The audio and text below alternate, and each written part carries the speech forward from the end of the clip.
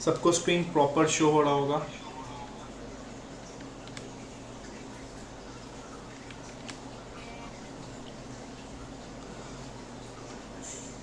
एक मिनट रुक जाओ, बस स्टार्ट कर रहे हैं।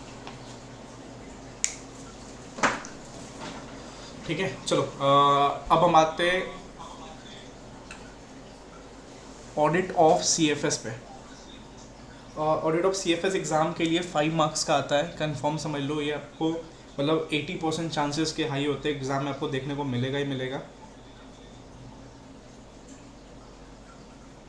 तो स्मॉल चैप्टर्स में जिनकी सबसे इंपॉर्टेंट बात होती है वो ऑडिट ऑफ सीएफएस हो गया, एनबीएफसी हो गया, पीयर रिव्यू हो गया, एंड देन आपका आगे फॉरेंसिक ऑडिट, ये सब चैप्टर्स आएंगे, तो इनको थोड़ा अच्छे से करना है। सर बेसिकली हमारा डिस्कशन रहेगा ऑडिट ऑफ सीएफएस में क्वेश्चंस पे, एंड कुछ क्वेश्चंस के वे में आपको बताना है। देखो सर, डिस्कशन का मेन पार्ट है, मैं पढ़ा नहीं रहा हूँ, मैं डिस्कस कर रहा हूँ, तो आपको बोलना पड़ेगा। जहाँ जहाँ पूछूंगा, जिस स्टूडेंट ने अच्छा से परफॉर्म किया, समझ लो ये सारी चीज़ें रिटेन होगी, ठीक है। एंड स्पेशली अभी आप रिकॉल कर रहे हो। चलो सर स्टार्ट करते हैं, फर्स्ट क्वेश्चन पे स्टार्ट करते हैं, ठीक है।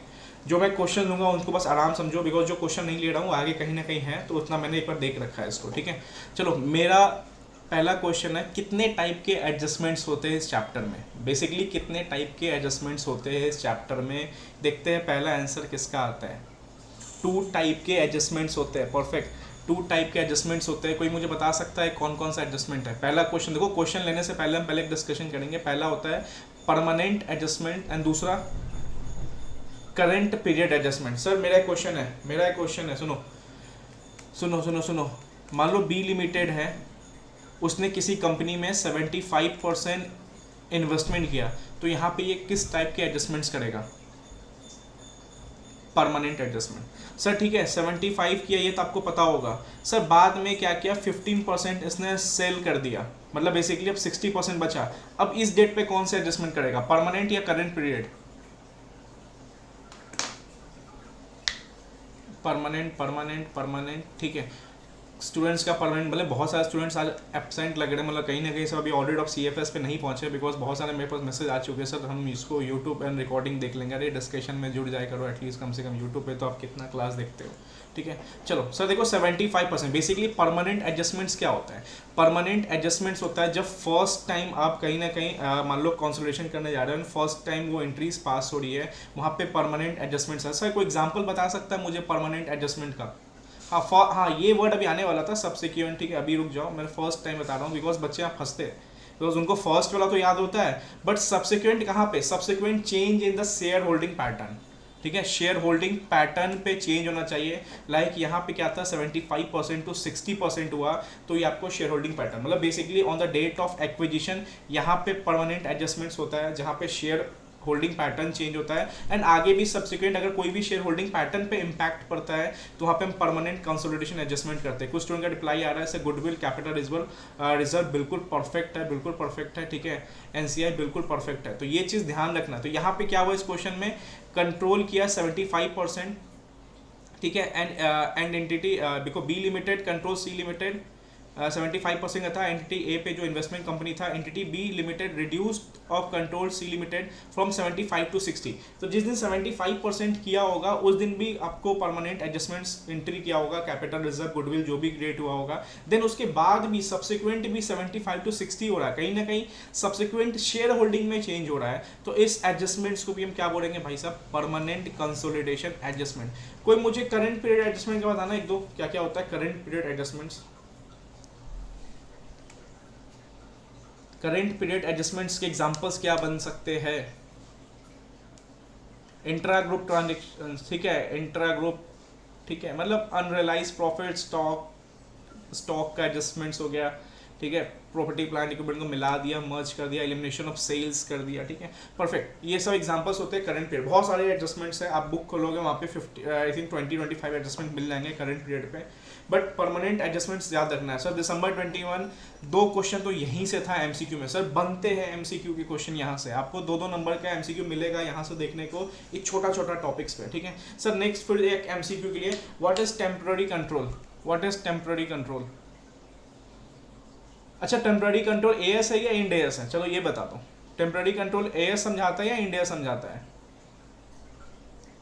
हाँ, सेल इन नियर फ्यूचर, मतलब कहीं ना कहीं आपने इसलिए मान लो कंट्रोल, मान लो आपने किसी कंपोनेंट को अगस्त में किया, ठीक है, एंड आपका मेनली इंटेंशन था कि उसको मैं दिसंबर तक सेल कर दूंगा, तो कहीं ना कहीं वो टेम्प्रेरी कंट्रोल आपने लिया ही है कि ठीक है आने वाले 2-3 महीने 4 महीने 5 महीने में उसको सेल कर दूंगा। तो बट ये एएस समझाता था, ठीक है, आपका जो एएस कंसोलिडेशन करता है वो समझाता था। बट कोई टेम्प्रेरी कंट्रोल की चीज़ है इंड एएस में? कोई टेम्प्रेरी कंट्रोल का नाम है, नामो निशान है इंड एएस में? नहीं। तो सर देखो, अब समझो यहाँ पे आइडेंटिफिकेशन ऑफ क्वेश्चन, ठीक है, देखो एग्जाम में यहाँ पे कंफ्यूजन क्या होता है, जब एग्जाम में आता है ना, हम पढ़ते बहुत अच्छे तरीके से बट हम लास्ट वर्ड लास्ट लाइन नहीं पढ़ते। आज ही मेरे पास एक स्टूडेंट आया, उसने बोला सर ये क्वेश्चन हम कट कर दें। हम बोले क्यों सर, इसमें समझाया ही नहीं है, पूरा ज्ञान इंड एएस 110 का दे दिया बट बताया ही नहीं है क्या करना है। तो देखो उसके लास्ट वर्ड में लिखा हुआ था कि ए लिमिटेड ने 55% इस पे कंट्रोल किया, ठीक है, मान लो सपोज लिख दिया कहानी में टेम्पररी कंट्रोल था, एंड लास्ट में लिख दिया कि बताइए as per Ind AS. Sir as per Ind AS बनते ही क्या हम इसको कंसोलिडेशन करना पड़ेगा, भले टेम्पररी कंट्रोल क्यों ना हो, आने वाले टाइम में इसको हम सेल आउट कर देंगे, नियर बाई में सेल कर देंगे आने वाले टाइम में, क्या एज पर इंड एएस, ठीक है। देखो इंड एएस का नाम नंबर नहीं है, बट अगर आपको requirement as per Ind AS पूछा है ना, फिर आपको बताना पड़ेगा कि भाई साहब अगर सिंगल डे भी अगर किसी कंपोनेंट को आप कंट्रोल कर रहे हो ना, आने वाले टाइम में आप उसको वापस सेल आउट कर दो, अपना कंट्रोल कम कर लो, बट आपको सीएफएस प्रिपेयर करना पड़ेगा। बट लास्ट में लिख दे के बताइए एज पर एएस, देन एज पर एएस, देन वॉइस आ रही है मेरी? कुछ स्टूडेंट बोल रहे, एक कुछ नहीं, एक ही स्टूडेंट बोले वॉइस गॉन। ये आवाज़ आ रही है, वॉइस क्लियर है? हाँ ठीक है, तो आपका शायद नेटवर्क इशू होगा क्योंकि सबको आ रही है, तो परफेक्ट है, ठीक है। तो सर देखो लास्ट रिक्वायरमेंट पढ़ना, हड़बड़ी में गड़बड़ी मत करना है। एग्जाम ऑडिट में क्या होता है ना, हम 5-6 क्वेश्चन टफ देख लेते हैं और हमारा दिमाग घूमने लगता है एंड इजी क्वेश्चन मिस कर देते हैं। जैसे इस बार भी एनवीएफसी का एक क्वेश्चन आया था, बेसिकली शेड्यूल 2 शेड्यूल 3 वाला क्वेश्चन था, इजी क्वेश्चन था, बट हड़बड़ी में वो गड़बड़ी हो गया होगा, क्योंकि आप पेपर देखते ही ना बौखला गए होंगे, ये क्या पूछ रहा है, कुछ समझ नहीं आ रहा है, बट बहुत आराम से इसने पेपर किया होगा ना। मैं बताता हूँ, मेरे पास मार्कशीट है जिसमें 63-64 मार्क्स थे, हाँ 9 मार्क्स मिले हुए थे, ठीक है, 9 मार्क्स मिले हैं, बट स्टिल अच्छे मार्क्स वहाँ पे उठे हैं। तो बोला सर हमको ना 25-30 नंबर दिख गया था। एनीवे ये वो चैप्टर्स जहाँ पे आपको 25-30 नंबर बना के देगा आपको, ठीक है। चलो अच्छा क्वेश्चन आपने डील किया, 2 क्वेश्चन में डील किया। टेम्पररी कंट्रोल क्या होता है? टेम्पररी कंट्रोल एएस बताता है, एंड टेम्पररी कंट्रोल में कोई इंड एएस ऐसी चीज़ नहीं होती, मतलब सिंगल सी बात है, अगर आपका 50% से ज़्यादा कंट्रोल आ गया तो कहीं ना कहीं आपको as per Ind as consolidation prepare करना पड़ेगा। सर मेरा दूसरा question, what is do facto control? कोई बता सकता है what is do facto control? किसी ने पढ़ा है ये वर्ड? आई थिंक मैं सही बोल रहा हूँ, डू फैक्टो कंट्रोल करके कुछ है आपके बुक में? कोई है यहाँ पे जिसने ये वर्ड पढ़ा है? हाँ या ना, हाँ या ना बता दो। नो नो, किसी ने नहीं पढ़ा? चलो कोई नहीं, एक क्वेश्चन है इसका। अभी चलो एक बार क्वेश्चन सीरीज पे आते हैं, थोड़ा थोड़ा मैं आपसे पूछूंगा, आपको बताना पड़ेगा। देखो रिकॉल करना पड़ेगा, कुछ भी एक वर्ड में बताओ लेकिन कोशिश करो करने का रिकॉल, ठीक है। चलो आ जाओ सर, पहला क्वेश्चन लेते हैं, फर्स्ट क्वेश्चन डील करते हैं। आंसर मत देखना यार, चलो आंसर क्यों देखें, चलो मुझे बताओ, मैं भी आंसर नहीं देखता हूँ, मैं भी कोशिश करता हूँ रिकॉल करने का आपके साथ, देखते कितना रिकॉल कर पाते हैं। Responsibility of holding company for preparation of CFS. एक होल्डिंग कंपनी की क्या रिस्पॉन्सिबिलिटी होगी सीएफएस प्रिपेयर करने से? बताओ, ऐसा सोचो आप होल्डिंग कंपनी हो, सबसे पहले आप क्या करोगे कि हम चलो सीएफएस बना रहे हैं, एडजस्टमेंट्स करना स्टार्ट करें? नहीं, सबसे पहले काम क्या होना चाहिए? नहीं देखो यही तो दिक्कत है, हमें स्टेप वाइज नहीं चलते हैं, सबसे पहले हमें स्टेप वाइज जाना होगा। सबसे पहले हाँ, ये एक सही बोला किसी ने सर, आइडेंटिफाई कंपोनेंट्स। सबसे पहले ये तो पता करें हम कि हमारी सब्सिडरीज कौन है, हमारे कंपोनेंट्स कौन है, ठीक है, करना है गैप कन्वर्जन करना है, हार्मोनाइज करना है, सब कुछ ठीक है, बट आइडेंटिफाइंग कंपोनेंट्स तो पता करें। हाँ हम भाई हम ए लिमिटेड है, हमारी बी लिमिटेड है, सी लिमिटेड है, डी लिमिटेड है, ये हमारी कंपोनेंट्स है। तो सबसे पहला आपका स्टेप होना चाहिए कि भाई साहब आप अपने कंपोनेंट्स को क्या करो, आइडेंटिफाइंग करो। सर कीवर्ड्स ध्यान रखने हैं, अगर ये कीवर्ड्स भी याद हो गए ना, आप कहानी बना के लिखोगे अच्छा बनेगा। तो सबसे पहला काम क्या है, रिस्पॉन्सिबिलिटी ऑफ। देखो दूसरा क्वेश्चन याद रखना सर, एग्जाम में घुमाएगा, responsibility of holding company and responsibility of auditor.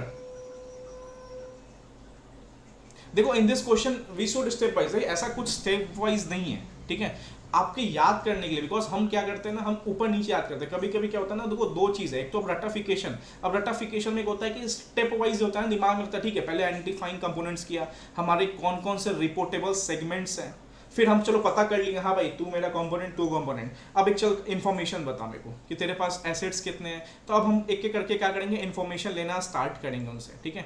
मतलब हम देखो तीन चीज़ है, आइडेंटिफाइंग तीन चीज़ करना है। पहले बताओ कौन सी तीन चीज़ आइडेंटिफाइंग करनी है। सबसे पहले क्या बताया मैंने, कंपोनेंट्स आइडेंटिफाइड करने हैं, ठीक है। सेकंड क्या बताया हमने, identify reportable segments, reportable segments हमने आइडेंटिफाई करना है। तीसरा क्या है, कौन कौन से रिलेटेड पार्टीज है एंड क्या क्या रिलेटेड पार्टी ट्रांजेक्शंस हुई है, both are different things.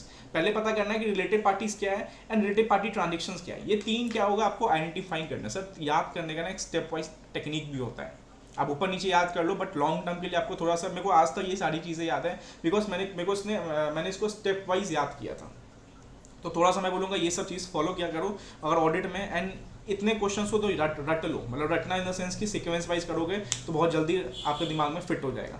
Sir चलो तीन चीज़ हमने आइडेंटिफाइड कर लिया, हमने आपसे कंपोनेंट्स कर लिया, रिलेटेड पार्टी ट्रांजेक्शंस कर लिए एंड हमने रिपोर्टेबल सेगमेंट्स आइडेंटिफाइड कर लिए जो जो हमें रिपोर्ट करने हैं। चौथा क्या करना है, हमसे उनसे क्या लेना है भाई साहब, accurate and complete financial information, मतलब फाइनेंशियल इन्फॉर्मेशन हमने लेना, ठीक है भाई।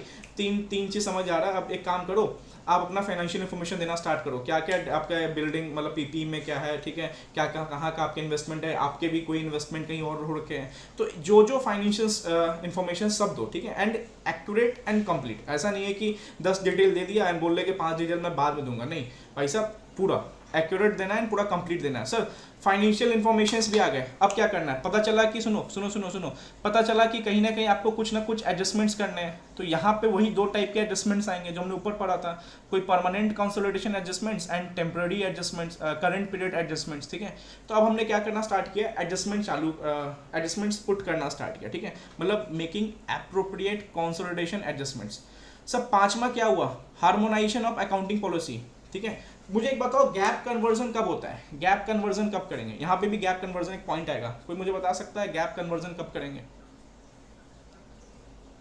टोटल 7 पॉइंट्स है इसमें, 3 आइडेंटिफिकेशन के लिए, चौथा आपको प्रॉपर इंफॉर्मेशन लेना है, पांचवा आपको कंसोलिडेशन एडजस्टमेंट्स करने हैं, ठीक है, छठा क्या, हार्मोनाइजेशन ऑफ अकाउंटिंग पॉलिसीज, ठीक है, मतलब यूनिफॉर्मिटी लाना है आपको अकाउंटिंग पॉलिसीज में, एंड सेवेंथ है गैप एडजस्टमेंट्स या गैप कन्वर्जन।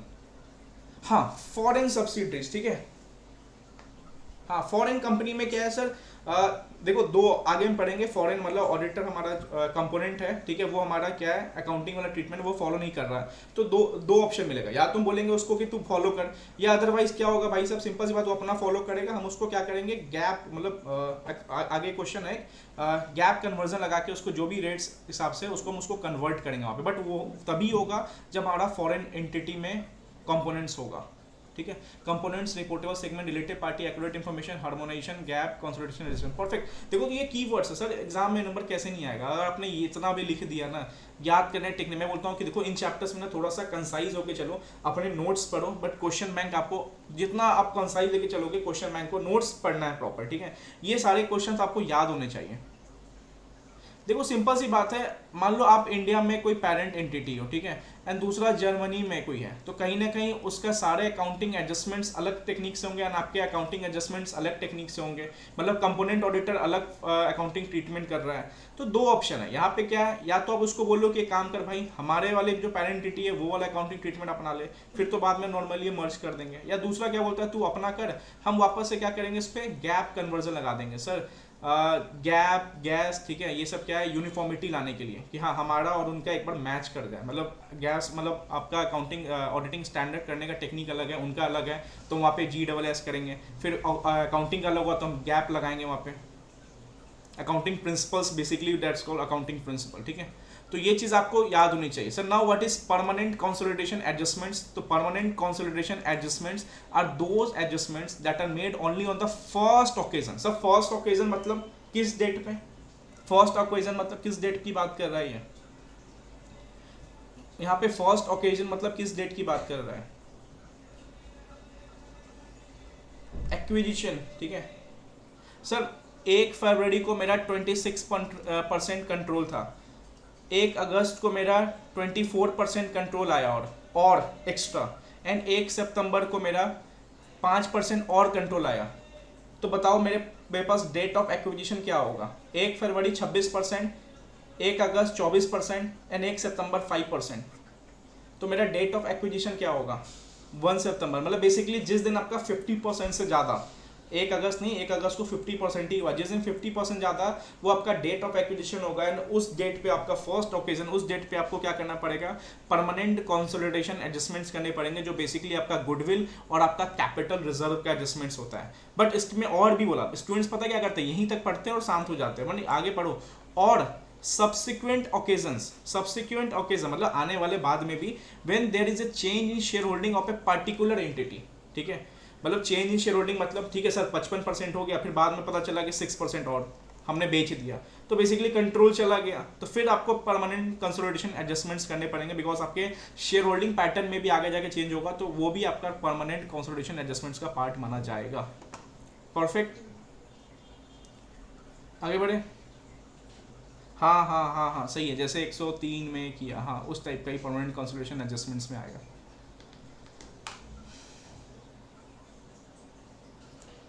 चलो आगे बढ़ते हैं। सर ये क्वेश्चन हमें जस्ट अभी देखा है, Moon Limited acquired 65% shares of Sun Limited, कब, ऑन 28 अक्टूबर 2016, तो date of acquisition is basically 28 October 2016। On 25 April 2017 they sold 25% shares of L Limited while preparing consolidated financial statement in date 31 March 2017 accountant Moon Limited did not consider financial statement of Sun Limited for consolidation. क्या consolidation होगा या नहीं होगा, क्या consolidation होगा या नहीं होगा? सर 65% एक्वायर किया था 28 अक्टूबर 2016 को, आने वाले टाइम में फिर बेच दिया 25 अप्रैल को, बताओ।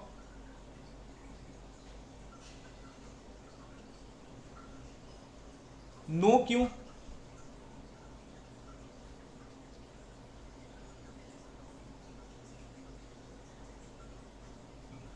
भाई नो क्यों, मैं वो समझ ही नहीं आया, नो किस बात का? तुम लोग को पता है डेट से खेलने नहीं आता है, डेट से खेलो भाई, हाँ डेट से खेलो, पता है घुमा, अच्छा क्वेश्चन है ये प्रैक्टिस करने के लिए, घूम जाओगे। एक बात सोचो, 16 17 25 April 2017, because next financial year आ गया वो, एंड 31 मार्च तक तो आपका कंट्रोल 65% था ही 16 17 में, तो बेसिकली सी बात है कंसोलिडेशन बनेगा। ये नो किसने बोला, अभी मेरे को चेक करने दो पहले। देखो ये डेट का खेल है, ये कौन है, 22 ओम, हाँ ये देखो बहुत, देखो मैं बोलता हर बड़ी में यही होता है, ठीक है, एग्जाम में क्वेश्चन आएगा ना आप भावुक हो जाओगे, आप इसमें बहुत कुछ लिखोगे, टेम्पररी कंट्रोल, ये कंट्रोल वो कंट्रोल, अरे नॉर्मल सी बात है, 28 अक्टूबर को 65% शेयर था, एंड 25 अप्रैल, यही तो डेट में खेलता हूँ तुम लोग के साथ भी, एंड तुम्हें हड़बड़ी में गड़बड़ी कर रहे हो, ठीक है। तो देखो अगले साल किया है भाई 25 अप्रैल 2017, ठीक है, तो इसमें कुछ नहीं है, नॉर्मली देखो, अब इसको देखो ड्राफ्टिंग किस वे में किया है, सबसे पहले समझाया सेक्शन 129, ठीक है, वही बोलता है कि कंपनी का एक से ज़्यादा सब्सिडरी है इंक्लूडिंग एसोसिएट जॉइंट वेंचर, तो आपको सीएफएस प्रिपेयर करना है एंड सबको वहाँ पे दिखाना है। फिर दूसरा बोला, देखो कीवर्ड समझो, कीवर्ड्स क्या होता है, मैं कीवर्ड्स हाईलाइट करवा रहा हूँ, ठीक है, आपको थोड़ा सा ज्ञान देना है सेक्शन 129 का, अगर इससे भी क्वेश्चन आए तो बेसिकली एक से ज़्यादा सब्सिडरीज है तो आपको प्रिपेयर करना है सीएफएस। दूसरा कीवर्ड्स क्या है, सीएफएस प्रिपेयर करना है इन अकॉर्डिंग विद शेड्यूल 3, ठीक है, ये कीवर्ड्स है, ढूंढेगा आईसीआई एग्जामिनर, ठीक है, कि शेड्यूल 3 कहाँ है, बिकॉज शेड्यूल 3 की बातें 2-3 जगह है, ठीक है, शेड्यूल 3 के हिसाब से आपको सीएफएस प्रिपेयर करना है। देन तीसरा क्या बोलता है, accounting standard, basically end S 110, अभी हमने सुना था, अभी मैंने आपको बोला, आपने सुना होगा कि जहाँ पे कंसोलिडेशन फाइनेंशियल स्टेटमेंट में कोई ऐसा एग्जामिशन नहीं है रिगार्डिंग विद टेम्पररी कंट्रोल, मतलब अगर आपने इवन एक दिन भी होल्ड किया है तो आपको कंसोलिडेशन बनाना पड़ेगा, ठीक है, एक दिन भी अगर किसी को 50% से ज़्यादा, मतलब सिंपल सी बात है, कंट्रोल किया है तो आपको कंसोलिडेशन बनाना पड़ेगा। इस केस में क्या हुआ, 65% शेयर था 28 अक्टूबर को, और 25 अप्रैल यहीं पे तो गिरा है, ठीक है, दे सोल्ड 25%, अरे भाई on 31 March balance sheet date पे कंट्रोल एग्जिस्ट कर रहा था, ठीक है, तो हमें क्या करना पड़ेगा, बेसिकली यहाँ पे सीएफएस प्रिपेयर करना पड़ेगा, ठीक है, एंड कोई भी टेम्पररी कंट्रोल का नहीं होता, तो ये भी थोड़ा सा ज्ञान दिया है। तो देखो ड्राफ्टिंग समझो किस वे में, आप बता बोलोगे सर ये तो छोटा सा क्वेश्चन था, नॉर्मली बताएंगे हाँ सीएफएस बनेगा, बट हाउ टू प्रेजेंट ये आपको बताएगा आंसर देखने। इसलिए बोलता हूँ कि कुछ इंपॉर्टेंट क्वेश्चंस हैं जहाँ पे आपको ड्राफ्टिंग कीवर्ड्स को बहुत इंपॉर्टेंट तरीके से ध्यान रखना है। ये कीवर्ड जहाँ जहाँ मैंने येलो हाईलाइट किए, ये कीवर्ड्स ढूंढेगा एग्जामिनर। शेड्यूल 3 ढूंढेगा, इंडेक्स 110 ढूंढेगा, टेम्पररी कंट्रोल की वर्डिंग ढूंढेगा, आपका एप्लीकेशन ऑफ माइंड चेक करेगा कि 31 मार्च 2017 जो डेट ऑफ बैलेंस शीट है वहाँ पे एग्जिस्ट आप चेक कर पा रहे हो नहीं कर पा रहे हो, एंड देन लिखो नॉर्मल सी बात है कि हाँ भाई ठीक है, मूल लिमिटेड को CFS प्रिपेयर करना है। डन, चले आगे। गिर गए भाई 2-3 विकेट तो पक्का गिरे इस क्वेश्चन में, आगे बढ़े। हाँ ना तो बोल दो, हाँ ठीक है चलो, एक सेकेंड मैं पानी पी लेता हूँ। चलो अच्छे अच्छे क्वेश्चन है। देखो चैप्टर किस किस ने चैप्टर कंप्लीट किया मुझे ये बताओ पहले, किस किस ने चैप्टर पढ़ लिया है थ्रू। देखो कुछ चीज़ें बताऊंगा, कुछ चीज़ें ना वीडियोस के थ्रू कर लिया करना, बिकॉज कहीं ना कहीं आपका एक मोमेंटम बन जाता है। मैं बोलता हूँ इन चैप्टर्स को थोड़ा सा ना पढ़ने में दिक्कत होता है। सर कंपनी नॉट प्रिपेयर, एक second, company not required to be under, एक सेकेंड आप पूछना, मैं इसे क्वेश्चन समझ नहीं पा रहा हूँ इस पर, ठीक है ठीक है, तो करना पड़ेगा कंप्लीट, ठीक है। चलो देखो ये सब चैप्टर्स करो जहाँ प्रॉब्लम है पूछो। ये 3rd नंबर क्वेश्चन नीचे बेसिकली कवर्ड है, तो अभी हम उसको देखेंगे। सर ये अच्छा क्वेश्चन है, ये आपको एग्जाम के लास्ट टू लास्ट अटेम्प्ट में आया। जो पर्सनल डाउट है वो पूछ लेना, ठीक है। अभी स्पीड में उसको खत्म करते हैं। सर ये exam last to last attempt में आया, एक अच्छा क्वेश्चन यहाँ से बनते हैं, मतलब टोटली 4 पार्ट्स 5 पार्ट दिए हुए हैं, बट अच्छा एग्जाम में आने के चांसेस क्या हाई होते हैं। चलो सबसे पहला केसेस है, ठीक है। सबसे पहला केस है, सर मान लो आप ऑडिट करने जा रहे हो, ठीक है, एंड मान लो बता रहा है कि ठीक है the company operates through 11 business units and nearly 180 branches across the city as on auditor, how you draft the report. अब सुनो, ड्राफ्ट द रिपोर्ट। सबसे पहले क्या बोल रहा है, when the parent auditor is also the auditor of all components. Sir मान लो आप ए लिमिटेड पेरेंट है, उसके भी ऑडिटर हो, एंड BCDEF कंपोनेंट्स जो है उसके, जहाँ पे उसका 50-50% कंट्रोल है, उसके भी ऑडिटर हो, तो नॉर्मली आपका ऑडिट रिपोर्ट एक ही उससे मतलब नॉर्मल आप ऑडिट रिपोर्ट दोगे, अलग अलग दोगे, 706 लगाओगे, कुछ ऐसा है यहाँ पे। मतलब basically parent auditor and component auditor दोनों सेम है। तो यहाँ पे आपका मतलब आगे का तरीका क्या होना चाहिए ड्राफ्टिंग का, मुझे कोई बता सकता है यहाँ पे। बेसिकली पेरेंट ऑडिटर एंड देखो आगे के केसेस समझाऊंगा अच्छे से, बट ये कोई समझाओ, ये तो नॉर्मल सी बात है कि एक आपका ऑडिट रिपोर्ट जाएगा, एक ओपिनियन जाएगा जहाँ पे financial statement gives true and fair view, consolidation schedule 3 के हिसाब से बने कि नहीं बने, ये सब चेक करना है। बट यहाँ पे कोई स्पेशल ट्रीटमेंट दिखाना पड़ेगा आपको, जहाँ पे पेरेंट ऑडिटर भी वही है जो कंपोनेंट ऑडिटर है। कोई है आंसर बोलेगा?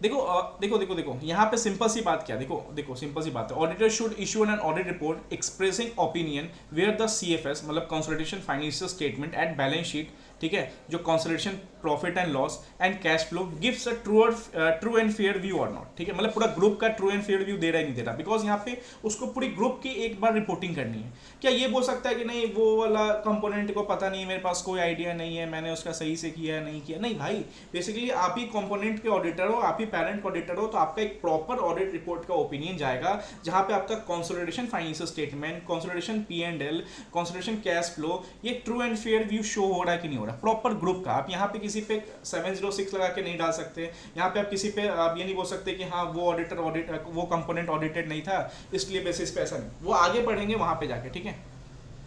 तो बेसिकली यहाँ पे क्या एक सिंपल सा ऑडिट रिपोर्ट जाएगा जो 700 के सीरीज में हम देखते हैं, नॉर्मल ऑडिटर ड्राफ्ट करेगा, एंड कोई भी डेविएशन, ठीक है, कोई भी डेविएशन होगा तो उसको आपके ऑडिट रिपोर्ट में डिस्क्लोज करेगा, ठीक है। मतलब सिंपल सी बात है, कहीं भी कंपोनेंट में डेविएशन आया तो उसको ही डिस्क्लोज करना है, वो किसी के काम को यूज नहीं कर रहा है। तो सिंपल सी बात है, यहाँ पे 2 कीवर्ड समझो कि कोई भी डेविएशन आया, ठीक है, उसको आपको ऑडिट रिपोर्ट में डिस्क्लोज करना है, एंड बीइंग ऑडिटर आपको ही ट्रू एंड फेयर व्यू देना है कि आपका जो CFS है, आपका जो P&L है, आपका जो कैश फ्लो है, वो true and fair view group का शो कर रहा है कि नहीं कर रहा है, ठीक है। तो ये पहला बहुत सिंपल आता है, नॉर्मली ऑडिट रिपोर्ट भी ऐसा ही जाता है। सर दूसरा इंपॉर्टेंट है, सुनो, when parent auditor is not the auditor of all its component। मुझे दो ऐसे बताओ यहाँ पे जो हिट करेंगे जहाँ पेरेंट ऑडिटर कंपोनेंट का ऑडिटर नहीं है, 2 ऐसे बताओ जो हिट करेंगे। सर 600, ठीक है। सर व्हाट इज 600 बताओ, 600 सीरीज क्या है, 600 क्या है बताओ, 600 बताओ, एंड 706 बताओ, दोनों बताओ, नाम बताओ, नाम 600 706 दोनों तो आपने सही आइडेंटिफाइड किया। 600 में क्या होता है, 600 में बेसिकली हम क्या करते हैं, using the work of another expert, expert वाला किधर है, कोई बता सकता है? एक्सपर्ट वाला किधर है? यूजिंग द वर्क ऑफ ठीक है, using the work of another auditor, ठीक है, हाँ ठीक है 600, ठीक है। तो यहाँ पे बेसिकली क्या हो रहा है, अब पेरेंट ऑडिटर ए लिमिटेड का पेरेंट ऑडिटर मान लो मिस्टर राघव है, एंड कंपोनेंट्स है उसके मान लो मिस्टर ABCD ऐसे करके, ठीक है। तो कहीं ना कहीं आप उनके वर्क का यूज करने वाले, उनके वर्क का ऑडिट रिपोर्ट में आप कहीं ना कहीं, हाँ अब हो गया, मैं समझ गया, सबको याद है 600-700, ठीक है। कहीं ना कहीं उनके वर्क का आप कहीं ना कहीं ऑडिट रिपोर्ट में कहीं ना कहीं डिस्क्लोजर देने वाले हो। तो सबसे पहले क्या बोल रहा है, the auditor of consolidation financial statement should consider the requirement of ऐसे 600 से ऐसे 600 मतलब using the work of another auditor. Basically इस बात है, कंपोनेंट का ऑडिटर चेंज है तो आपको वर्क तो अनदर ऑडिटर का लेना ही पड़ेगा, यूज करना ही पड़ेगा।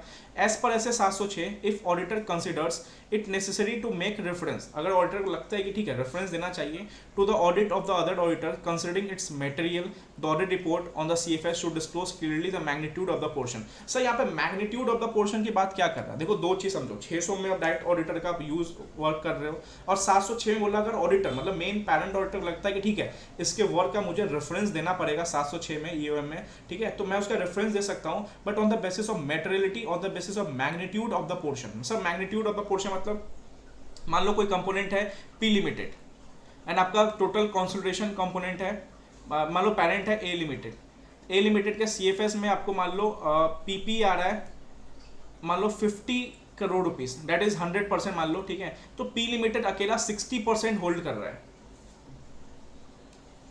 ठीक है।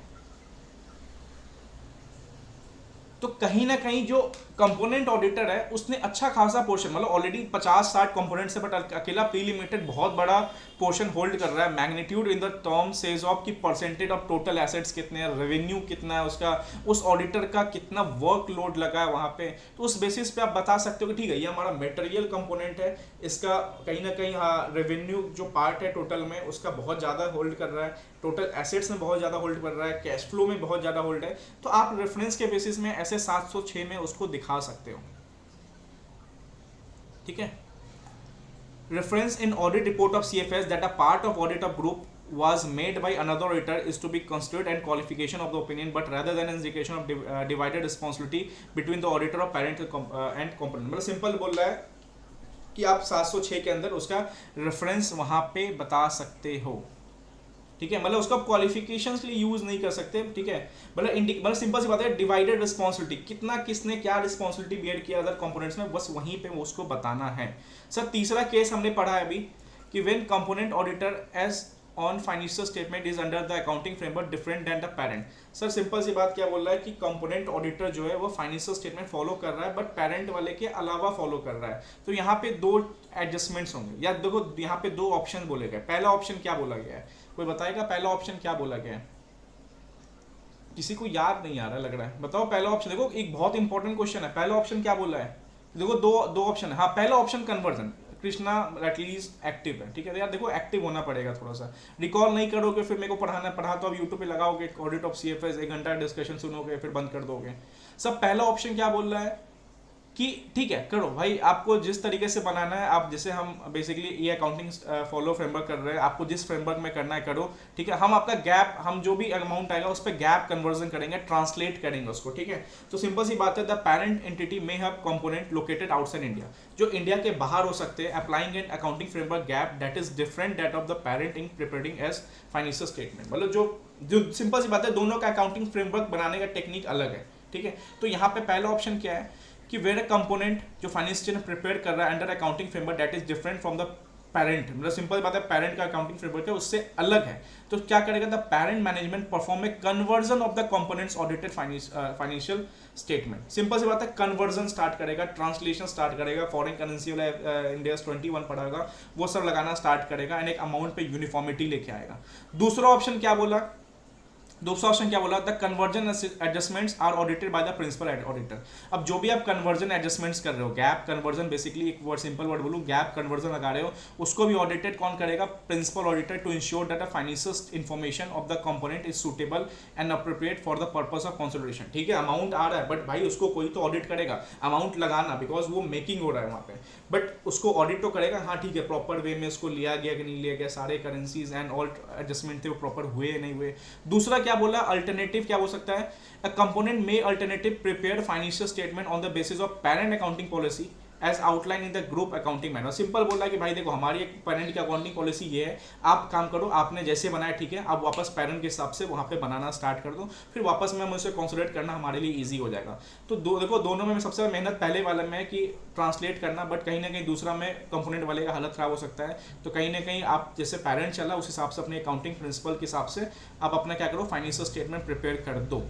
सर फोर्थ पॉइंट क्या हो रहा है, basically third point is for the, यहाँ पे अकाउंटिंग स्टेटमेंट अलग थे, फोर्थ पॉइंट क्या है, जहाँ पे ऑडिटिंग स्टैंडर्ड्स मतलब ऑडिटिंग करने का डिफरेंट टेक्निक्स वहाँ पे फॉलो हो रहा है, ठीक है। ऑडिटर का रिपोर्ट्स जो है कंपोनेंट के वो डिफरेंट टेक्निक से होते हैं। तो ऊपर में गैप कन्वर्जन होता है, फोर्थ वाले में कौन सा कन्वर्जन होता है बताओ भाई मेरे को, या उसके रिलेटिव भी आप उसको यूज कर सकते हो अगर उस टाइप का मिलता जुलता भी है तो। किस टाइप्स के बताओ, कोई है GAAP for accounting, we use GAAP conversion for auditing,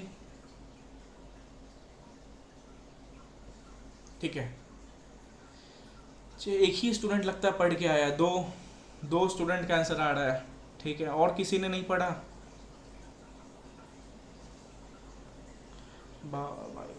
जाओ घर में फ्रीज खोलो, बोतल निकालो, पानी है, पीना नहीं है उसमें, ठीक है। मतलब इतना देखो, कोई स्टूडेंट बोलता है ना सर हम कितने रिवीजन करेंगे, मैं ये पूछता हूँ कि आप अपने कितने अच्छे से टारगेट्स कर रहे हो, ठीक है।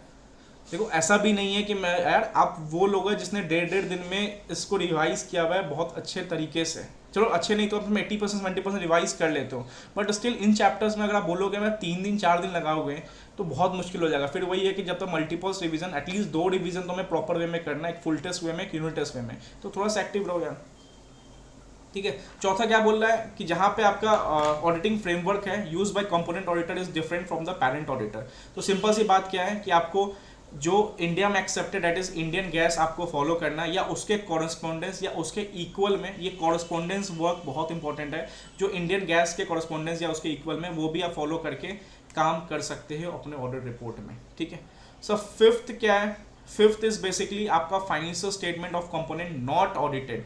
तो यहाँ पे कौन सा ऐसे लगेगा, कोई मुझे बता सकता है कि फाइनेंशियल स्टेटमेंट नहीं ऑडिटेड, हाँ ठीक है, मॉडिफिकेशन टू द रिपोर्ट, बहुत बढ़िया सर। मॉडिफिकेशन मतलब अगर मान लो कोई कंपोनेंट है जो कि मेटेरियल इन नेचर है, सर मान लो आपके 20 कंपोनेंट है, उसमें से एक ऐसा कंपोनेंट है जिसका ऑडिट ही नहीं हुआ एंड उसका रेवेन्यू आपका 30% तक होल्ड कर रहा है, तो कहीं ना कहीं वो मटेरियल है, तो आपको एक पॉसिबल मॉडिफिकेशन डालना पड़ेगा अपने ऑडिट रिपोर्ट में, जो कि बेसिकली ऐसे 705 में आप पढ़ोगे, modification to the opinion of independent auditor report. But हाँ, the auditor should evaluate, keyword समझो, the auditor should evaluate both qualitative and quantitative factors on the possible effect of such amount remaining unaudited.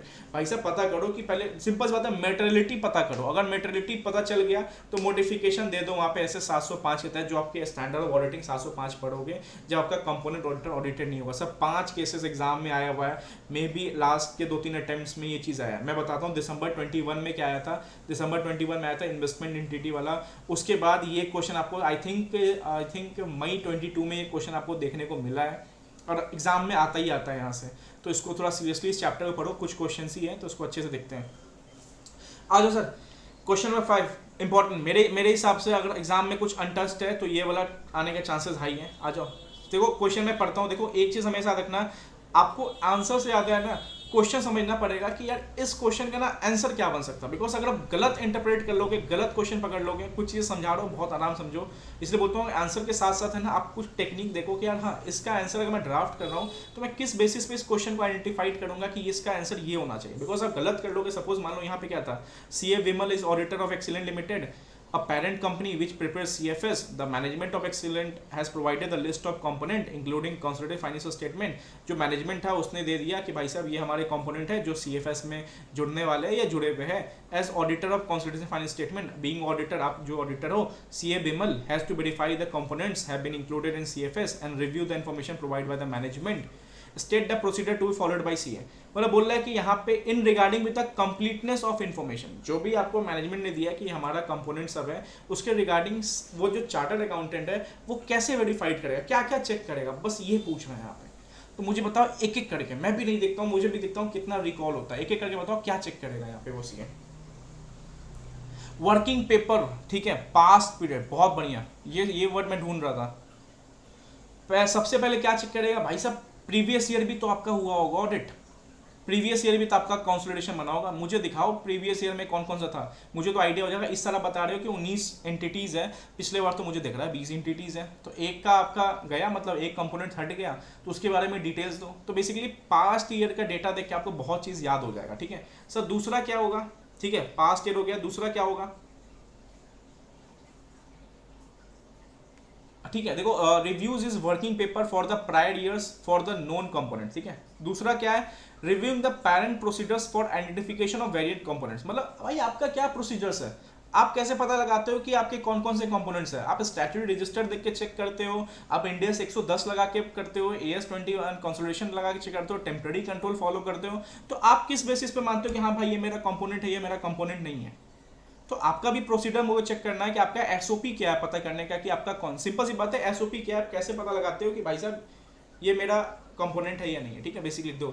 Sir तीसरा क्या है, आप management ने आपको दिया ना इन्फॉर्मेशन, चलो मैनेजमेंट से इंक्वायरी करना स्टार्ट करो, inquiry in the terms of the question, ठीक है कि हाँ भाई पिछले बार 20 था आज 19 है, तो कैसे है, एक कहा गया, एक का तो डिटेल आपने बताया ही नहीं, या पिछले बार 18 था इस बार 20 है, तो दो और आए, दो का डिटेल दो, मतलब सिंपल सी बात है। आपको क्वेश्चन वे में बीइंग प्रोफेशनल स्केप्टिक्स पढ़े होते हैं अपने, क्वेश्चन वे में आपसे मैनेजमेंट से इंक्वायरी करना, ठीक है सर। चौथा क्या है, रजिस्टर्स, सिंपल सी बात है स्टैट्यूटरी रजिस्टर्स, उसमें क्या क्या था कोई मुझे बता सकता है, कंपनीज एक्ट पढ़ा होगा तो वहाँ पे थोड़ा सा हिंट हो सकता है, क्योंकि बहुत सारी चीज़ें आप रजिस्टर्ड देख के भी पता लगा सकते हो कि हाँ भाई इसका ये सब तो रिलेटेड पार्टीज हैं, ये सब कंपोनेंट्स है, तो बताओ कोई है कंपनीज एक्ट में पढ़ा होगा। हाँ 189, किसी का आंसर आया 189 सर। देखो सिंपल सी बात है, पास्ट ईयर वर्किंग पेपर्स, भाई साहब पेरेंट किस तरीके से आप बता रहे हो कि आइडेंटिफाइड कर रहे हो कि हमारा कंपोनेंट्स है। तीसरा क्या हुआ, मैनेजमेंट आपने दिया ना, क्वेश्चन के ऊपर लिखा हुआ ना कि मैनेजमेंट ने प्रोवाइड किया, चलो मेरा कुछ इंक्वायरी करना है, मुझे आपसे कुछ क्वेश्चंस करना है लास्ट टाइम बेसिस पे, इस टाइम बेसिस पे, ठीक है। चौथा क्या हुआ, रजिस्टर, सर कारो is also part of statutory register, कारो में भी रिलेटेड पार्टी के क्लॉज आता है, कोई बता सकता है कारो में रिलेटेड पार्टी का कौन सा क्लॉज है, देखते किसकी मेमोरी कितनी अच्छी है, रिलेटेड पार्टी क्लॉज इन कारो, हाँ ठीक है सर। क्लॉज नंबर 13, आप कारो रिपोर्ट मंगाओ, उसमें देखो लास्ट ईयर क्लॉज नंबर 13 में कौन कौन से रिलेटेड पार्टी थे, कौन कौन से रिलेटेड पार्टी में आ रहे हैं, कोई कंपोनेंट्स फॉल हो रहा है या नहीं हो रहा है। तो सिंपल सी बात है, स्टैट्यूटरी रजिस्टर मतलब क्या हो गया, स्टैट्यूटरी रजिस्टर या statutory record maintain by the parent, for example register under section 186 190 of the companies act, आपको कारो वाला भी हो गया, ठीक है। या सिंपल पांचवा पॉइंट लेके चल सकते हैं, ठीक है पांचवा पॉइंट लेके चल सकते हैं कि parent as well as component to determine the share holding in other entities. मान लो कि आपका मान लो कंपोनेंट्स था, मान लो बी लिमिटेड, उसने किसी और कंपनी में इन्वेस्टमेंट किया 60% का, तो क्या वो भी मेरा कंसोलिडेशन का पार्ट होगा, मुझे बताओ। मान लो मेरा बी लिमिटेड है, मान लो सब्सिडरी है, उसने किसी में 60% इन्वेस्ट किया, तो क्या सब्सिडरी का जो इन्वेस्टमेंट हुआ 60%, क्या वो जो सी लिमिटेड है वो भी मेरा कंसोलिडेशन में आएगा। इसको कौन सा टॉपिक पढ़ते हैं, अभी एफ आर हमने क्वेश्चन किया होगा इसका, कौन सा टॉपिक बोलते हैं इसको, हाँ chain holding. Sir up to कितने लिमिट तक चेन होल्डिंग पॉसिबल है, कोई बता सकता है, अप टू कितने लेवल तक चेन होल्डिंग का कंसोलिडेशन कर सकते हैं। 2 स्टेप, हाँ चलो बढ़िया बढ़िया बढ़िया बढ़िया, ठीक है ठीक है ठीक है। स्टैट देखो, इसमें 5 कीवर्ड्स देखें तो इंपॉर्टेंट क्या है, working papers, prior years, parent का प्रोसीडर्स, भाई साहब आप टेम्पोररी कंट्रोल फॉलो करते हो, आपका एसओपी क्या है कंपोनेंट्स को पता करने का, स्टैट्यूटरी रजिस्टर देख के कंपोनेंट्स को आइडेंटिफाइड करते हो, इंडियस के बेसिस पे आइडेंटिफाइड करते हो। फिर मैनेजमेंट ने इन्फॉर्मेशन दिया ना, मैनेजमेंट से इंक्वायरी करेंगे, ठीक है। चौथा क्या करेंगे, ठीक है हमारे इन्वेस्टमेंट्स या मान लो हमारे सब्सिडरी के कंपोनेंट्स के इन्वेस्टमेंट्स, उनका भी पता लगाएंगे, उनका शेयर होल्डिंग अदर एंटिटीज में कितना क्या है। पांचवा ज्वाइंट वेंचर एग्रीमेंट्स, ठीक है, कहाँ कहाँ पे ज्वाइंट वेंचर एग्रीमेंट्स है, ज्वाइंट अरेंजमेंट्स है ऑन द बेसिस ऑफ कि भाई कल लो के बिल्डिंग हमारा इस हम एक काम पे आ रहे हैं, अगर हमारा बिल्डिंग में शेयर तेरा होगा, हमारा डेट में शेयर मेरा होगा, लोन तेरा इतना होगा, लोन मेरा इतना होगा, तो जो भी ज्वाइंट वेंचर्स या ज्वाइंट वेंचर एग्रीमेंट्स है वो भी हम पता लगाएंगे। फिफ्थ सिक्स इज लाइक कि आपके पास स्टैट्यूटरी रजिस्टर्स क्या क्या है, ठीक है, लाइक कारो की स्टैट्यूटरी रजिस्टर 186 190 वाली, वो पता लगाएंगे यहाँ पे।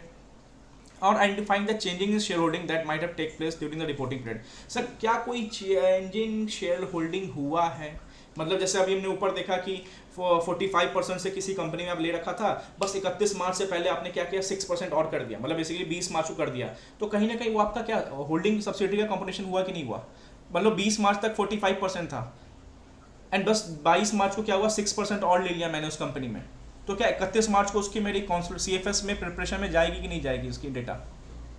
20 मार्च को 45% था, 22 मार्च को 6% और ले लिया, कहीं ना कहीं मैंने चेंज इन शेयर होल्डिंग किया उस कंपनी में, 45 to 51 किया, तो क्या मेरा कंसोलिडेशन का पार्ट होगा या नहीं होगा?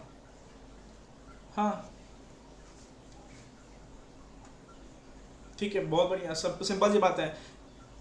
चलो तो देखो ये डायरेक्ट क्वेश्चन है सर, याद करने पड़ेंगे, कितना रिकॉल हो रहा है। अगर आप रिकॉल कर पा रहे हो, अगर आप रिकॉल कर पा रहे हो तो बहुत बढ़िया, नहीं रिकॉल कर पा रहे हो तो कुछ क्वेश्चन के बेसिस मैंने निकाला है LDR में question, sir they are very very important question, इसमें से ही घूम फिर के ऐसे ही देगा। इसके अलावा 1-2 पॉइंट मिस होंगे, आपको नोट्स के थोड़ा देखने पड़ेंगे, छोटे छोटे पॉइंट्स हैं, आप देख लोगे, ठीक है। चलो सर बेसिकली नेक्स्ट क्वेश्चन पे आते हैं। हाँ चलो ये बताओ सर CFS कब प्रिपेयर नहीं करना है, मुझे दूसरा केस बताओ, CFS कब नहीं प्रिपेयर करना है, किस केस में CFS प्रिपेयर करने की नीड नहीं होगी। देखते किसको याद आता है, ये लास्ट 2-3 क्वेश्चन बचे हैं, बता दो मुझे किस केस में इन्वेस्टमेंट नीड की। 2-3 कंडीशन है, चलो पहला कंडीशन आपने बता दिया इन्वेस्टमेंट कंपनी, पूरा बताओ उसमें, पूरा बताओ। इन्वेस्टमेंट कंपनी वाला, इन्वेस्टमेंट कंपनी की बात कर रहा हूँ इस क्वेश्चन में, बट मुझे पूरा बताओ इन्वेस्टमेंट कंपनी, ठीक है। और क्या क्या बोला गया उसमें, किस बेसिस पे उसको मेजर करना है। Subsidies as FVTPL, sir FVTPL क्या होता है वो अपने अकाउंट्स के टीचर से पूछना, ठीक है भाई उनका भी थोड़ा सा आप दिमाग खाओ, मेरे से आप SFM FR, ठीक है, कोशिश करता हूँ कि उसमें बताने का जहाँ तक हो सकता है वहाँ तक, अदरवाइज रेफरेंस देता हूँ। आप अपने अकाउंट्स के टीचर SFM के टीचर को पकड़ो और डाउट्स पूछना स्टार्ट करो, बिकॉज देखो SFM तो अच्छे से इस बार कवर करना है, ठीक है। बहुत बढ़िया, देखो इन्वेस्टमेंट का मैं समझ गया। सबसे पहले आपका ध्यान क्या चाहिए सर, स्टार्टिंग के वर्ड पे, ठीक है।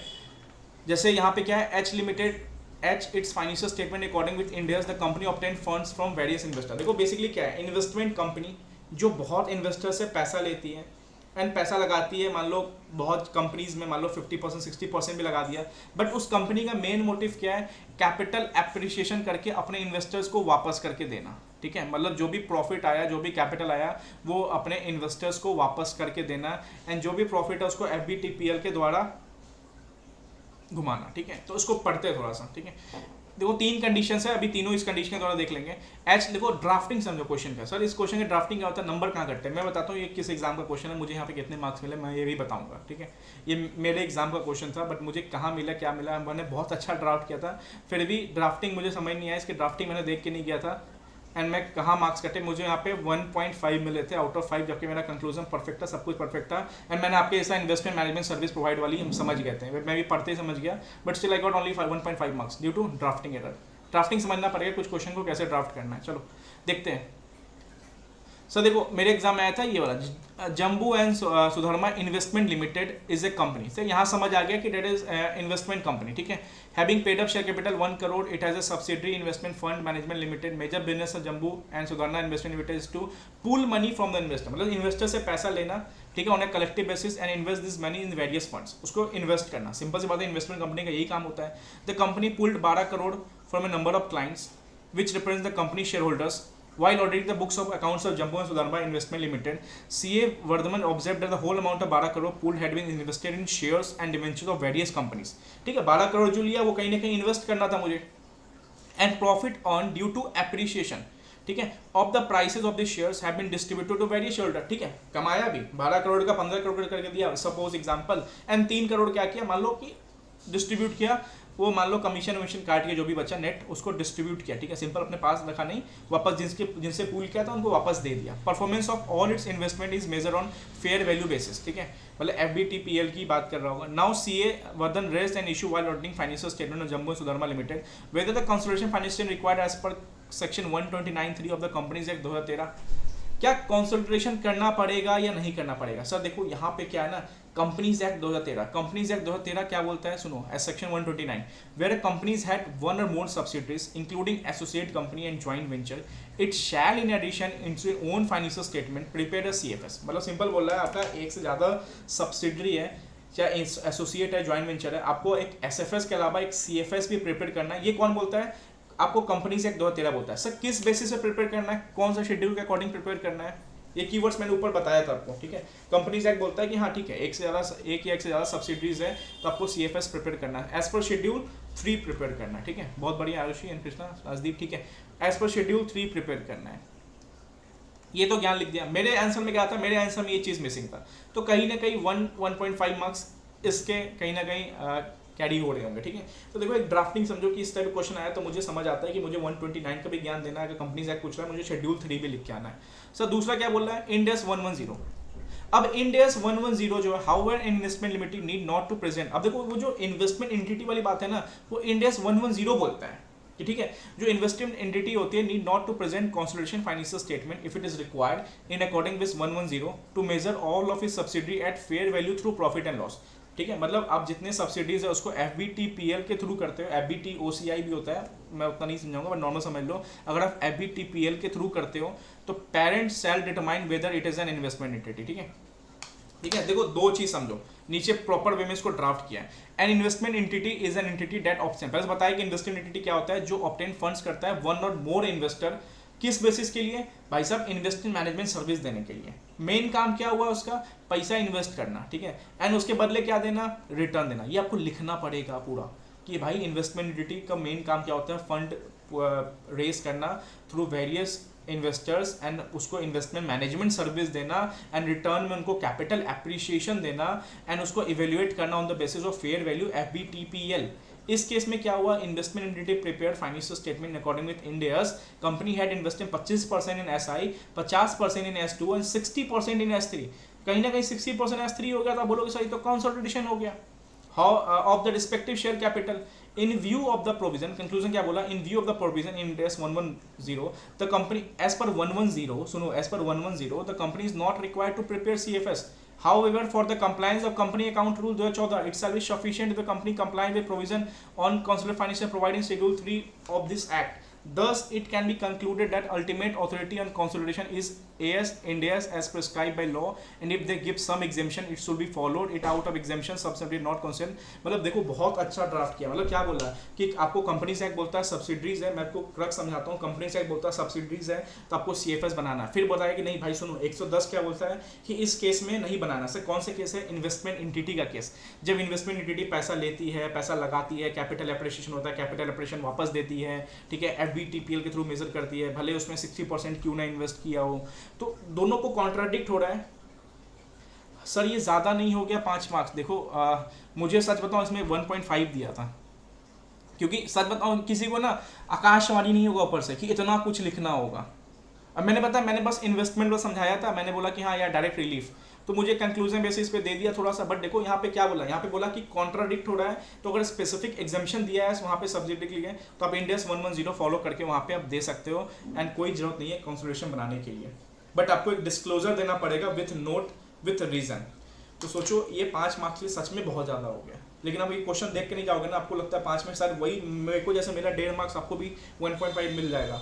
पर ठीक है, अगर हम पहले से ध्यान रखते हैं इस चीज़ों को, देखो टिक मार लो, थोड़ा सा इस पे है पॉइंट, ठीक है, टिक मार लो, बहुत कुछ है इसमें बातें, ज्ञान की बातें लिखने को, तो आप याद आ गया तो जरूर लिखना है यहाँ पे 129, शेड्यूल 3, 110, ठीक है, फिर इन्वेस्टमेंट का डिस्कशन, फिर केस का डिस्कशन, ठीक है, देन कंक्लूजन कि हाँ अगर कहीं पे स्पेसिफिक एग्जाम्पशन है तो हम इसको बनाएंगे। सर देखो क्वेश्चन में मैं डिस्कशन में इसलिए कर रहा हूँ कि कहीं ना ये सारे एग्जाम के क्वेश्चन ऐसे अगेन इन चैप्टर्स में तो बहुत रिपीटेड आते हैं, ठीक है, तो ध्यान रखना।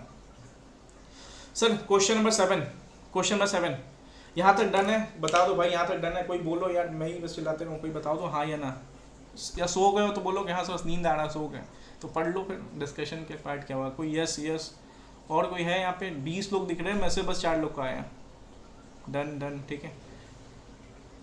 सर देखो ये क्वेश्चन इंपॉर्टेंट है, सुनो, आज भी एक स्टूडेंट बोला सर ये तो हम काट रहे हैं क्वेश्चन, ये क्वेश्चन हम कट कर रहे हैं, समझ ही नहीं आया क्वेश्चन क्या है। देखो this question and this process is also known as de facto control. Sir अगर सिंपल भाषा में समझाओ तो क्या बोल सकते हैं, सर सिंपल भाषा में समझाओ तो क्या बोल सकते हैं, सिंपल भाषा में समझाओ तो बोलूँगा indirect control. Sir direct control क्या होता है, मोर देन 50%। सर इनडायरेक्ट क्या होता है, ठीक है 50% का कंट्रोल नहीं है, बट सारा कंपोजिशन बोर्ड ऑफ डायरेक्टर का ना कंट्रोल मेरे पास है। सर कंट्रोल कब आता है, 50% से ज़्यादा। अब समझ आया डू फैक्टो कंट्रोल क्या होता है। सर एक कंपनी का दूसरी कंपनी में मान लो 35% ही शेयर होल्डिंग है, बट एक कंपनी दूसरी कंपनी के 10 में से 6 डायरेक्टर का कंपोजिशन अकेले हैंडल करता है, तो क्या यहाँ पे कंट्रोल आया या नहीं आया? सर क्या बोला मैंने, एक कंपनी दूसरे कंपनी का 35% शेयर होल्डिंग करता है, बट एक कंपनी दूसरे कंपनी के 10 में से 6 डायरेक्टर को कंट्रोल करता है, तो कंट्रोल आया या नहीं आया? आया। सर किस बेसिस पे आया, डायरेक्ट बेसिस या indirect basis? Majority board of director, sir इसी को बोलते हैं डू फैक्टो कंट्रोल। बुक में देखो स्टडी मैट में एक बार तो एमसीक्यू भी बना हुआ है इस पर, ठीक है, तो आपको पता नहीं याद नहीं है या आपने पढ़ा नहीं होगा ध्यान से, आई थिंक वर्ड में थोड़ा ऊपर नीचे हो सकता है, एक बार चेक कर लेना। I think de facto control ही बोलते हैं इसको, एंड एमसीक्यू में आई थिंक होना चाहिए इसको, ठीक है। It is also known as indirect control, ठीक है। चलो देखो सर यहाँ पे बताओ, इस क्वेश्चन को देखो, बताओ मैं बोलूंगा Alpha Limited holds the ownership of 10% voting power, ठीक है। Alpha Limited holds the ownership of 10% of voting power and control over the composition of board of director. Sir 10% ही वोटिंग पावर है, but control over the composition of board of directors of Gamma Limited while planning the statutory audit of Alpha Limited, what factor would be considered by you for audit of financial statement? पहले मुझे बताओ कि यहाँ पे CFS बनेगा या नहीं बनेगा, क्यों बन रहा है यहाँ पे CFS? बनेगा सर, 10% ही वोटिंग पावर है सर, क्यों बनेगा? क्या पढ़ रहे हो तुम लोग, 10% ही वोटिंग पावर बोला है आगे। Indirect control, sir control over the composition, sir ये कंट्रोल वर्ड में ना बहुत क्वेश्चन ही पूरा बना हुआ है, एक वर्ड में क्वेश्चन बना हुआ है। कंट्रोल मतलब क्या होता है? मेजोरिटी, मेजोरिटी क्या होता है? More than 50%। सर अगर कंट्रोल आ गया ना तो कहीं ना कहीं इनडायरेक्ट मेथड के टेक्निक से आपको यहाँ पे कंसोलिडेशन बनाना पड़ेगा।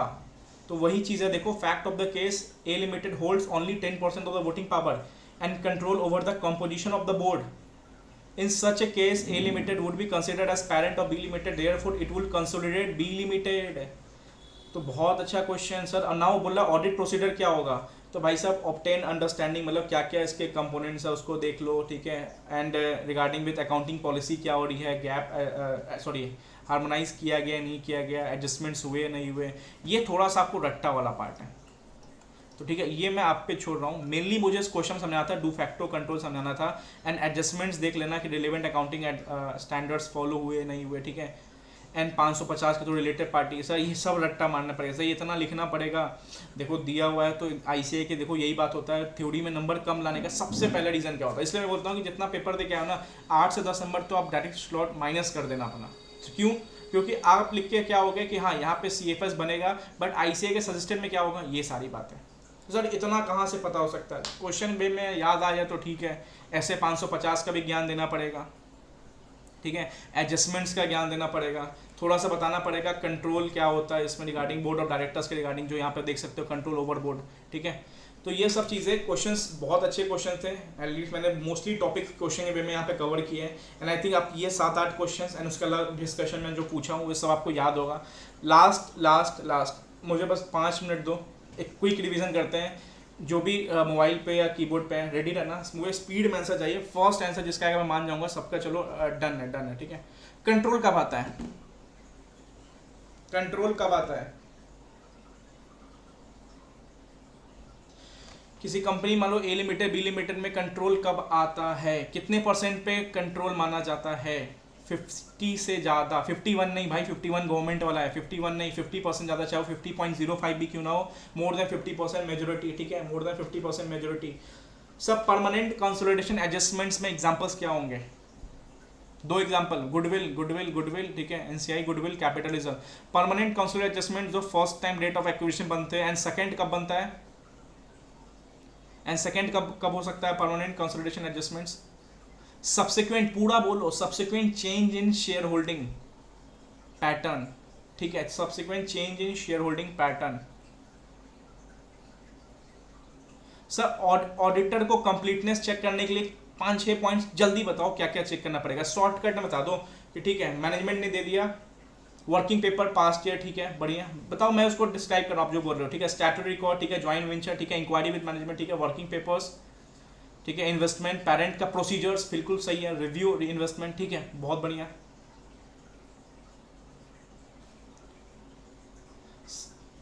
सर इन्वेस्टमेंट कंपनी का जो क्वेश्चन दिखा उसमें ड्राफ्टिंग में क्या क्या लिखना पड़ेगा मुझे ये बताओ, देखता हूँ किसके दिमाग में क्या होगा। इन्वेस्टमेंट का क्वेश्चन आ गया एज पर कंपनीज एक्ट, मैं बोल रहा हूँ एज पर कंपनीज एक्ट। अगर एज पर इंडिया 110 तो फिर तो डायरेक्ट एग्जाम्पशन सेक्शन 129 देना है, ठीक है। एज पर कंपनीज एक्ट 129 बताना है, शेड्यूल 3 बताना है, बहुत बढ़िया, ठीक है। फिर आपको 110 समझाना है, बहुत तगड़ा, बहुत सही, मजा आ गया, ठीक है। 110 समझाना है इन्वेस्टमेंट वाला, ठीक है। फिर आपको कॉन्ट्राडिक्ट में क्या बोलना है कि अगर एयर्स इंडियाज में अगर कोई दिया हुआ एग्जाम्शन तो ठीक है भाई, कंपनी से कोई बात नहीं, आप उसको फॉलो कर लो जहाँ पे एग्जाम्शन सब्सिडीज को दिया हुआ है। तो ये प्रॉपर ड्राफ्टिंग है, आई थिंक आपके दिमाग में ये फिट हो गया होगा। सर दूसरा, हाँ पांचवा क्या है, नोट्स बता दो, एग्जाम्प्ट है, ठीक है। सर लास्ट नहीं, कुछ और क्वेश्चन है, ठीक है। सर कंपोनेंट ऑडिटर ऑडिटेड नहीं है, कंपोनेंट ऑडिटर ऑडिटेड नहीं है, ऐसे 705, बहुत बढ़िया। नहीं 600 नहीं 705, मतलब मॉडिफिकेशन के बारे में बताने की बात कर रहा है, ठीक है। मटेरियल है, मॉडिफिकेशन है। सो पेरेंट, मुझे बताना क्या क्या कीवर्ड्स है, ठीक है, मुझे ऐसे keyword. Sir parent auditor and component auditor दोनों के ऑडिटर अलग है।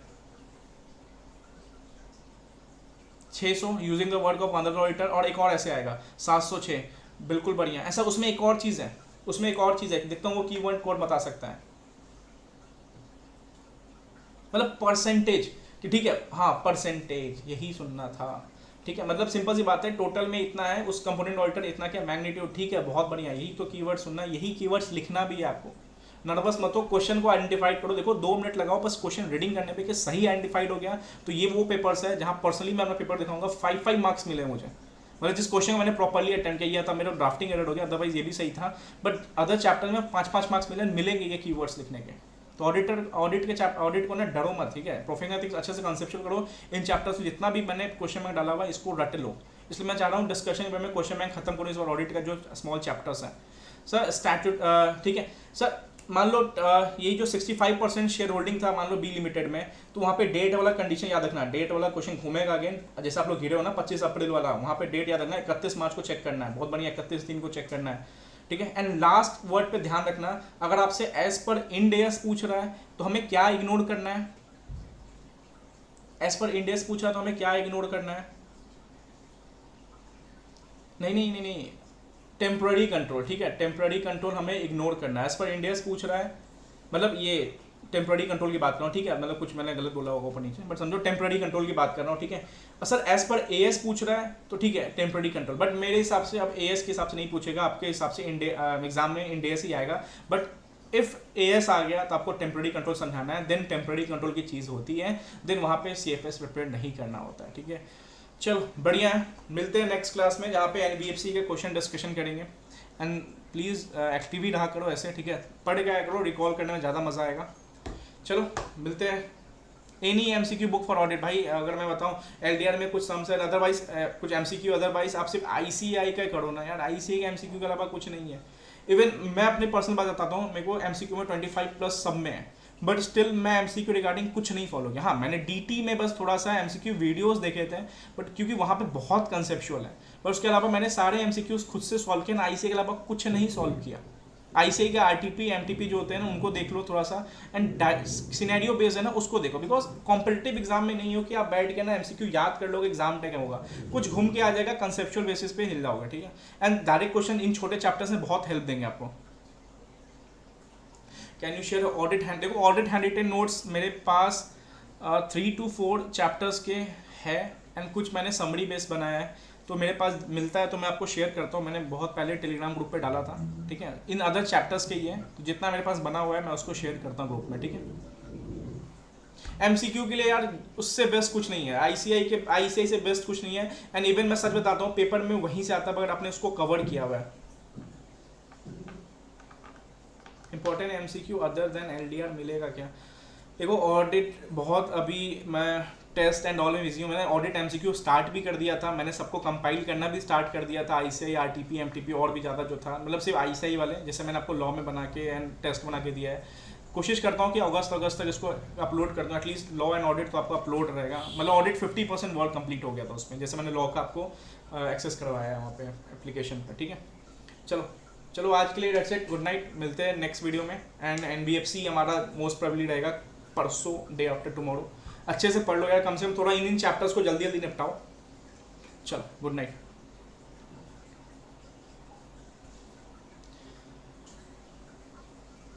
टुमारो टारगेट ग्रुप में आ जाएगा थोड़ी देर में। नेक्स्ट टेस्ट बेसिकली अब जो हमारा थर्ड है एफआर में, हम अपना फाइनेंशियल इंस्ट्रूमेंट वाले से स्टार्ट करें। देखो हर टेस्ट हमने एक बड़ा चैप्टर लिया है। एफआर में फर्स्ट टेस्ट में लीजेस था, दूसरे में बिजनेस कॉम्बिनेशन एंड कंसिडरेशन था, एंड थर्ड में फाइनेंशियल इंस्ट्रूमेंट। बिकॉज एक बड़ा एंड 2-3 छोटे चैप्टर्स का एफआर का टेस्ट प्रॉपर होगा। एंड ऑडिट में एनबीएफसी मैंने बोला था, तो एनबीएफसी तक आपको खत्म करना है। उसके बाद एक छोटा सा चैप्टर दूंगा, बहुत छोटा सा, जिसको हम एंड कर सकते हैं 5-6 पेज का ही समरी वीडियो से, जो भी आप जहाँ भी पढ़ते होगे। ठीक है, चलो